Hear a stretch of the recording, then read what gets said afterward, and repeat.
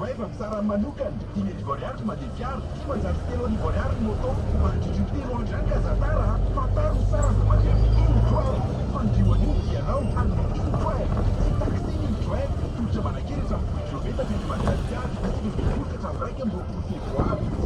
20 fiaramanidina fa eto andrenivohitra ihany ireo resipika sy mibebetra ary mantsipy rihana ao amin'ny intwave.com.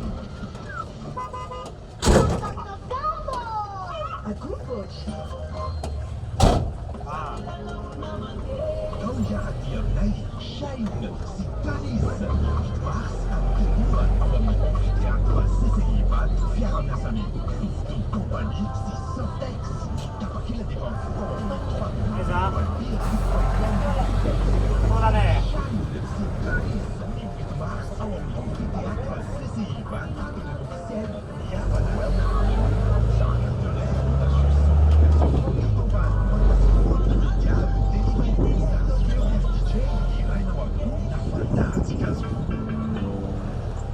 Dimanche 8 mars et 15 jours à petit prix sont chez Carrefour et Jumbo Score. Profitez de yaourt Easy de 90 grammes à 790 alias au lieu de 890 alias. Faites le plein d'économie chez Carrefour et Jumbo Score.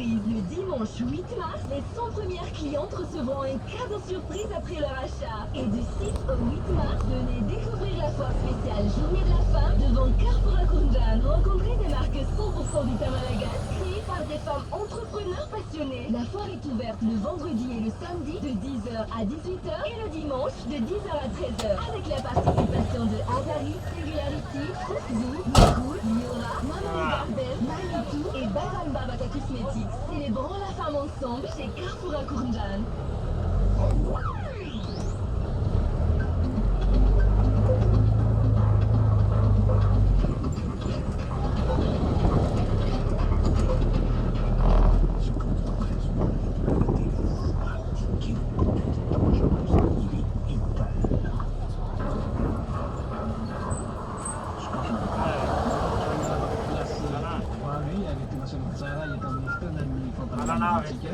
Tsy maraina ny fahaefatra ny volana marsa enina amapolo sy roa arivo hatramin'ny tsara lazay no mahazo amin'izy anazy no ampatsika ny fampalalambako ny marina